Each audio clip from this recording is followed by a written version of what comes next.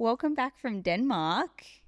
Thanks. You've just had a massive trip competing in the World BMX Championship and coming ninth. That is a huge achievement. Congratulations. Thank you. So a massive event like that must take a lot of preparation. Tell me about what it was like preparing for this huge event and what your training was like before you left. It was like lots of training in a group and track work, gym, sprints at home, and I trained at F45. I heard you had a really, really intense training schedule. You did a lot of strength training, power training. Talk me through that. What was this program like? It was difficult and like exhausting. It was like 20 weeks of like full-on training, and then it was like 6 week gaps in it. And what kind of things were they asking you to do when they were training for your strength? What kind of things were you having to do? Like weights, but not like really heavy weights, like box jumps, but that came under like the explosive bit. So that was a bit more for the power side of things. Yeah. And then on the bike, did you feel that it was working when you were getting back on the bike? For sure, like really good. Yeah? Yeah. You felt like maybe your lung capacity, so your breathing and everything was a lot better, and you were able to like push through a little bit harder on some of the jumps and everything? Yeah, that would have been so intense.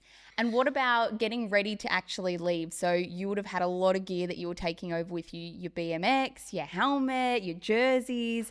So what was it like? Did you have a checklist? Did mum and dad help? Were you just double checking that bag every single time? Yeah, What it was was going like on? a checklist, and mum and dad.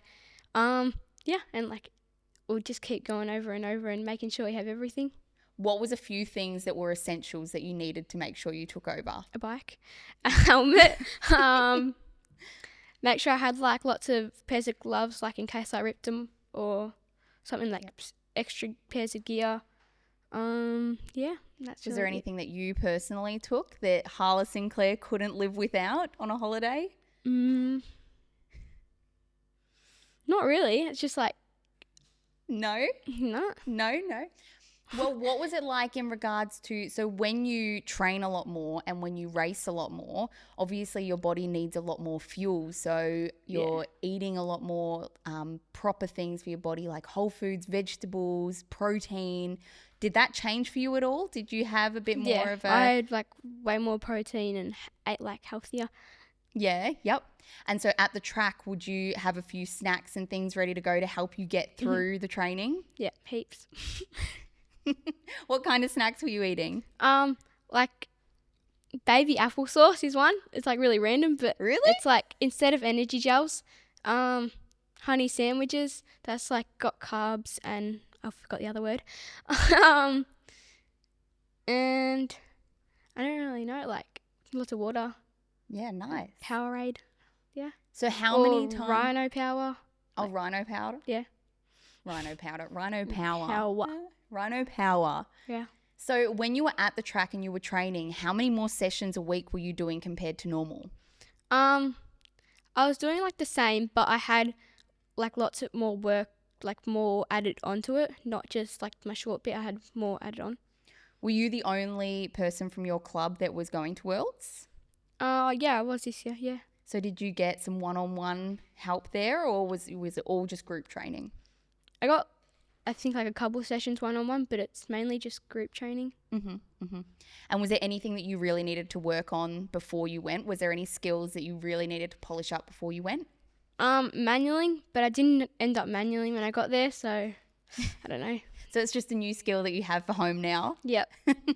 So I know that there's going to be a lot of people who are looking up to you at the moment because you've represented Australia. That's 24 million people that you represented for our country in BMX racing. How did that feel? It was like I felt really proud, and knowing that like lots of other people couldn't do it, but I could, so it felt good. Yeah, you trained so hard to get there, and then stepping onto that plane to get to Denmark. Like, what was that feeling like getting to the airport? Were you nervous, excited? It was like a crazy feeling. It was a mix of lots of emotions, knowing that like I'm like one of I think 100, and it was like in the hundreds, like 100s of people going for Australia to represent. It was kind of crazy. That's wild. And so you were traveling with Dad. So do you think he was maybe a little bit nervous, excited? He was really nervous. Like, really? Well, I think so. He looked like it. When we got to the track, like on race day, he looked a bit nervous, but that's like kind of all. He's your biggest supporter, yeah? Your family's the best support. Yep. Yeah. And so when you touched down, what was Denmark like initially? Lots of people riding. It was clean, like really clean compared to Melbourne. There was like everyone was nice there. Well, mainly everyone was like nice. Yeah, friendly. And so tell me about what the overall vibe was like. Like, I don't know what the village looked like or anything when you went to the actual championships. So explain the vibe to me. What were the people like there? Were there, you know, brand tents? Were there like lots of other races? Was the crowd huge and loud? Talk to me about that. Yeah, it was so much bigger than like Australia. I mean, it's going to be because it's Worlds. At Denmark, like not the track, it was pretty old. The facility was good at the track, but the track was a bit different to like home tracks. But yeah. How was it different? It was more like gravelly. Here in like Australia, they're more compacted, but over there it was like all gravelly and slippery and stuff. Did that make you a little bit nervous that the track conditions were a little different, or did you adapt quite well? Like you were able to fix your riding? Pretty good. Yeah. Yeah. Was it tricky at the start? Yeah, because like I didn't know the track at the back of my head like I do with some.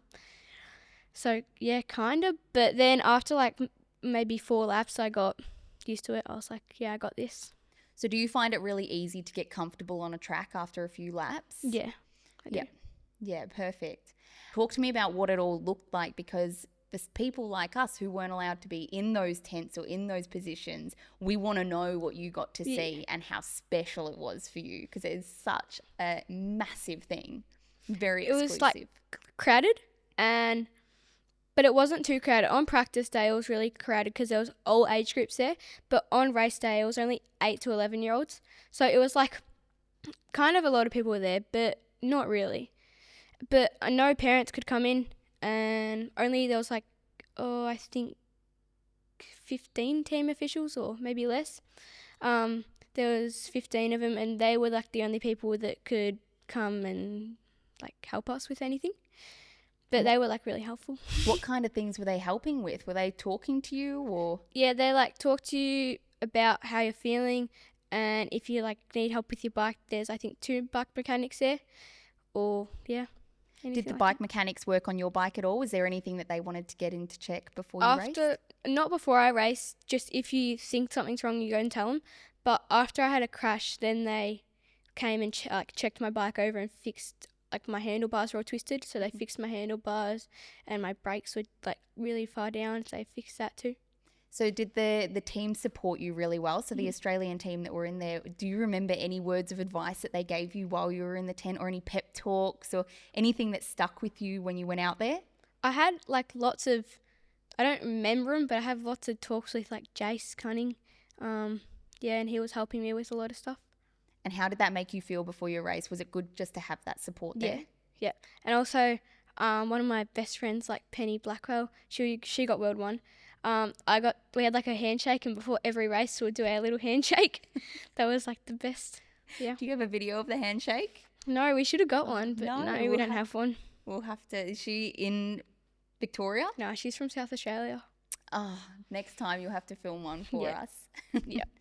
And so inside the tent, you know, we heard that there was New Zealand next door as well. Did you get to make friends with many people from different countries? Yeah, you got to like, everyone was asking for a jersey swap from Australia, but like you had to say no because you kind of had no more, or you could have said yeah if you had more jerseys left. But you could talk to them like if they spoke English, or you could use Google Translate. That's what I did sometimes. But you made lots of like new friends from different countries. I saw that you had some online friends that you met in real life. What was that like? It was like really nice to meet them, and they're like really, really nice. But some of them didn't speak like really, really good English. So that was kind of like a little bit awkward, but not really. It was nice. How many jerseys did you end up with at the end? I got 3. I got a Belgian one, a Brazilian one, and a Denmark one. That's so cool. Did you sign all your jerseys? Nah, because they're going to wear them, but I don't think they want to wear them with a signature. Why not? You're Harla Sinclair. Don't know. So when it came to the practicing, talk to me about that. You didn't get much practicing before the race. So how much did you get? On like each practice day, I got about 4 or 5 laps. But then on race day, I only got 2 laps. But like it's not like with a gate; it's only roll-ins. Oh, okay. So you like don't get to use the gate. You just got to go up on the thing and just roll down the start hill. Would you have preferred to have a little bit more time on the track, or do you think what you had was enough? Maybe like 1 or 2 more laps, but were they really strict? No, like no, it was just the time that you were given. Yeah. Yeah. Okay. And so, like compared to the actual race, you know, what was practicing like? Was it very chilled? Was there a lot of people trying to practice at the same time, or was it very structured? In practice, everyone was like banging bars and your pedals getting stuck in their spokes, because everyone wants to get like as many laps as they can get. Yeah. Wow. Oh my goodness. Yeah. And so, did you get some practice in before the race? Yeah. And did that get rid of all the nerves from the day? Yeah. Did you wake up a little nervous that day? I was nervous, but then I knew that I got this. Yeah. Now, your dad is quite good at giving the motivational speeches. Did he give you any motivation the morning of the race? Yeah, he was like, you got this, you can, like, anything that happens, you've trained so hard. And on my handlebars, I had a little thing that said, oh, you got this, you've worked harder than anyone else here. Yeah. Did that stick with you? Did that help you? Yeah. That's awesome. So, you had a pretty gnarly crash in the first race of the day. Yeah. As soon as you hit the ground, what was the first thought that went through your mind? I was like, oh no, I've broken a bone, I've done this, all this hard training just going to nothing. But it didn't. And it just, like, did it flood you with emotions? You kind of just got up from there? I got up and I was like, I don't feel hurt at all. I think it was just like a shock. But I didn't feel hurt, so I was like, okay, I'm fine now. Just wait till I get back in the tent and I can see if I'm like injured or not injured. Yeah. Sometimes when I crash my bike, I lose a little bit of confidence. Yeah. Same. How did you make sure that after that crash you were able to regain your confidence and absolutely kill it on the next 2? Because I wasn't hurt and I knew I could do it. If I wasn't hurt, then yeah. You know, sometimes mentally people think if everything's lost, like, you know, they've crashed or they've come last or whatever, they kind of give up. But you didn't give up. So what mentally did you tell yourself to be like, I can do this? Nothing really. I was just like, in my head, I was like, just keep going, keep going. If you don't do very well, you still made it to, like, Denmark, you still made it to represent Australia. So that was what I thought. That's amazing. Now, you found your dad quite quickly afterwards and he told you something. Talk us through that. Yeah, we called each other because we're not allowed to see each other with, like, the tents. But we called each other and he was not really worried. Well, he was nervous, obviously. He just called and said, if you, like, don't make it, then just come in the tents with us. But nah, I made it and I smashed it. I heard he told you to just go out there and have fun. Yeah. But the Harla Sinclair version of fun is just absolutely killing it. Yeah. So your comeback was extremely impressive. Talk us through what that was like. You came second. So you talk about that last straight and you knew you had it in the bag. You know, you knew that you were coming top 3. Like, you just killed it on that second. Yeah. What happened? Because I, like, freaked out a bit on the gate. My gate was okay, but not really the greatest. I freaked out a bit, and then when I got on second straight, I was like, because I was coming 4th, and then I went around the corner on 3rd, and I just pumped as hard as I could, and I came back, and I ended up 2nd, went around the corner, and I was like, oh my gosh, I just got 2nd in that one. And yeah. I heard that you loved that last straight. Is it the last straight that you loved? The 3rd straight was the best. The 3rd straight. Is that where you knew you had it? Mm-hmm. You knew That's where I caught up to, like, everyone.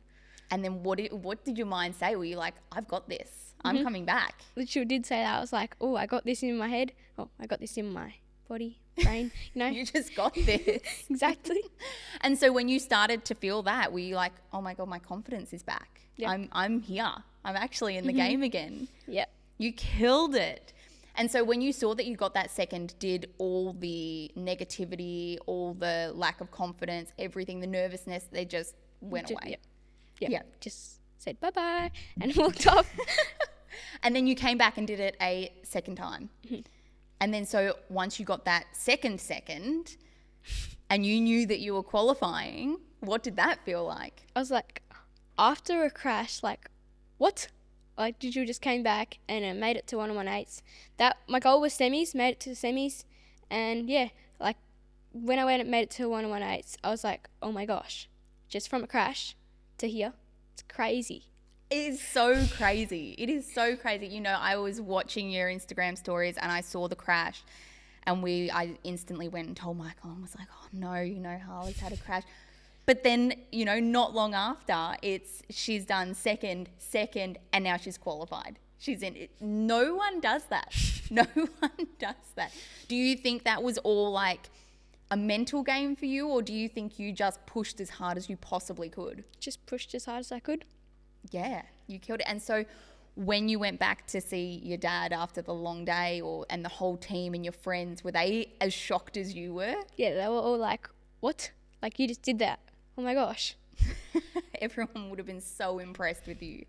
Were you FaceTiming family back home or anything? Yeah, I was messaging and I FaceTimed my mum and like my friends from school. So we have this group chat. My friends from school was going off. Like, they were like, oh my gosh, good job. And it was crazy.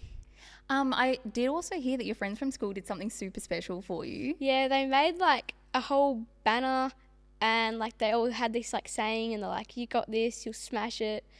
And they stayed in like 4 lunchtimes to make it. It was crazy. And they sent us all these videos.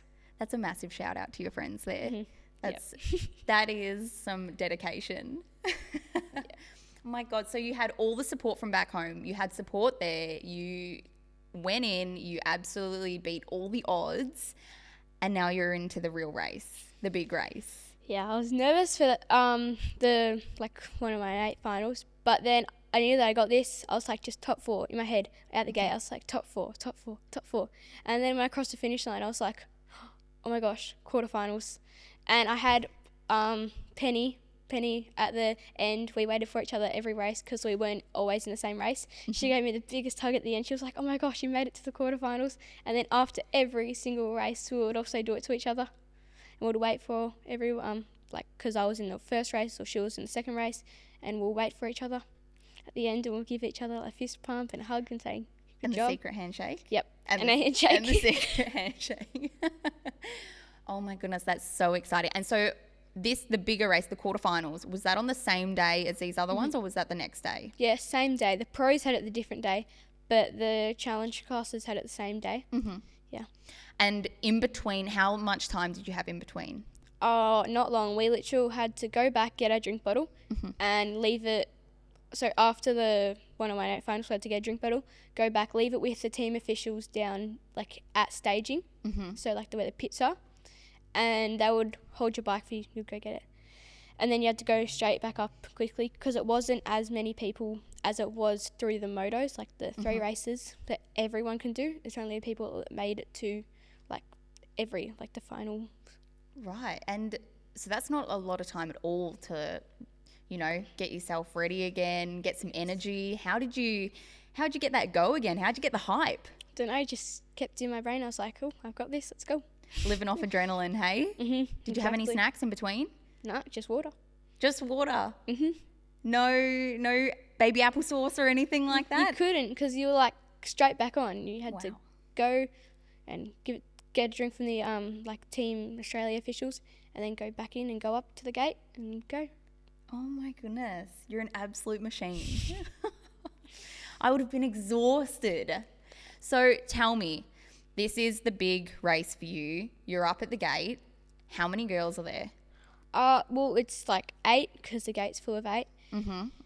Oh, but the quarterfinals I had 5 people in because it was only 5 men, and you had to get top 4, so only one person missed out, which was like not good for the other person, the one that was missed out. Yeah. And so what was that race like? Talk me through that one. It was nerve-wracking. I was coming 5th on like out the gate, and then I came around the first corner and I did like a corner move, and I was coming 4th. So then like I keep going, and I ended up 4th at the finish line, so I made it through to semi-finals.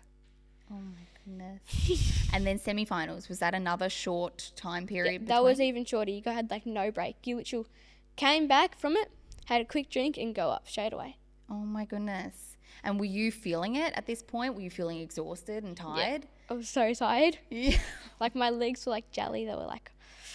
Is this the most races you've ever done in a day? Yeah.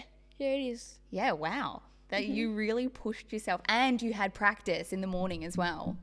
So you had gone from practice to 3 races to then qualifying to now semis. Talk me through the semis. I didn't make it in the semis, but that's right. That was my goal, getting top 16, and I got 9th because semis is like 8 on the gate. There's 2 gates of it. And I went to get top 16, and I got 9th, so that's like in the world. Best, yeah. 9th in the world. So does that mean you are top 10 in the world? Out of 80 girls too. Out of 80 11-year-old girls. You have to be so impressed with yourself for that. That is a massive achievement. You are 11 years old. There is no 11-year-olds I know doing this kind of stuff. You have no idea. The achievements that you are doing is something that people even my age dream that they could have been doing, or that they could be doing now. You know, it's wild that you're achieving these things. Do you realize how big it is? Sometimes I'm like, oh my gosh, but the other times I'm like, yeah. But most of the time I'm like, yeah, like it's crazy. It's just another holiday. So talk me through goals now. So you've done Worlds. You're obviously looking to be an Olympian in the future. Tell me in between then, what are we thinking? Either first in Australia or first in the world. And that's kind of like, and like just keep getting better and better and quicker. I'm sure Brisbane will see you next year for Worlds. Yep.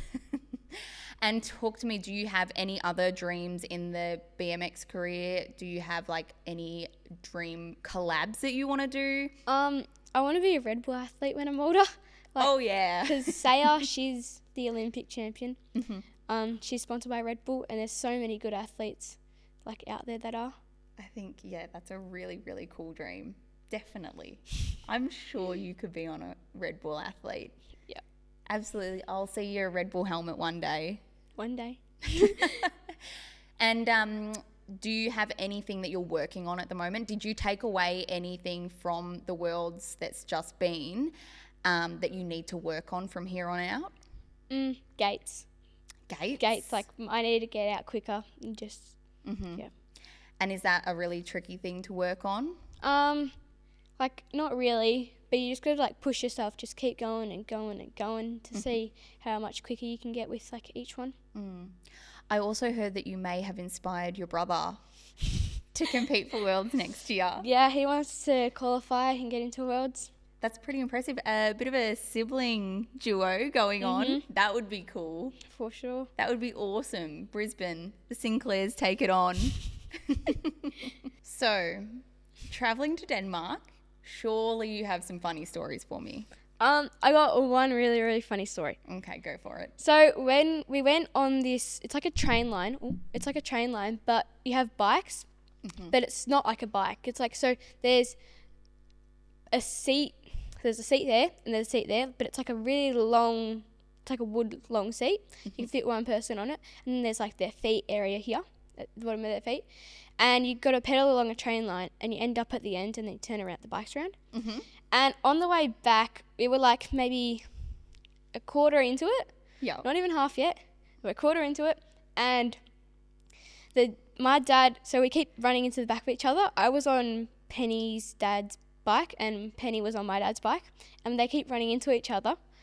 And then my dad tried to brake check, like Julian, so Penny's dad, and they came off the tracks. They just spun around, and I was under one, Penny was under the other. We were both under him, and then we picked him up to put him back on. The first one was on. The second one, that we picked it up, the front wheel went rolling away, and we're like, the front wheel came off. The front wheel came off, and it just went rolling away. We're like, oh no. And then they had to like be their own mechanics and put it on with their little hands. The dad's fault. They nearly killed us before the race. Oh. Dads, you can't travel anywhere with them. I know. And then Penny's mum and Penny's brother was back, like a little further back.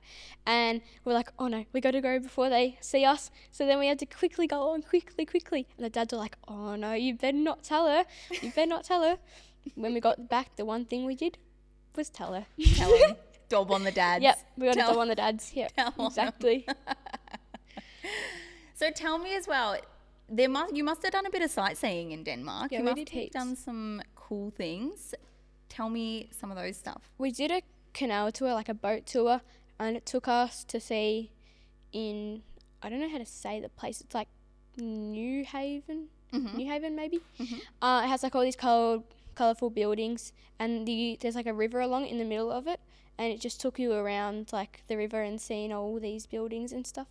Oh, nice. And we went to a couple castles, like there was the king or the queen's castle. She's from Tasmania, like Australia. Yep. Yeah, that's how we knew about her, and we went to her house. Oh, wow. It's like a big building. It just goes around in a circle, and there's like two entries. There's one there and one there, and you walk in it, and there's like a big circle in the middle, and you can just do that. And then there's like the changing of the guard there, so they come along. It's not a dance, but like they do like their thing, and they change it to the new ones come in, and then the old ones leave. That's like every day at like 12. That would have been pretty cool to see. Yeah, it really was. Yeah, really different from Australia. And I did hear that you have a new favourite pastry. Obviously, Denmark is very well known for their pastries. Yep. The chocolate croissants are the best there. They're so good. You're going to make me hungry. You have to go and find. Maybe you should take Dad to go for a bit of a chocolate croissant hunt all the way around Melbourne. Find the best one. We should just travel back there and get them and just bring a lots back. Or, yeah, go to Denmark again. Why not? Should just do that. Put it on the credit card, Dad.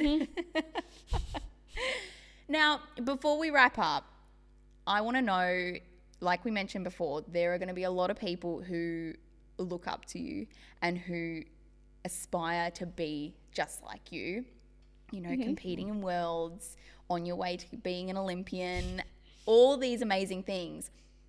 If there's someone wanting to compete in worlds next year, if there's a kid, you know, an adult, what is some words of advice that you would have for them? It's like, just think of it as any other race. There's a start, there's a middle, and there's an end.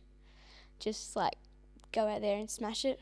Do as good as you can do. Like, you've made it to the level at Worlds. So, like, that's really good from there. And just be proud of yourself. Yeah. Like you definitely should be.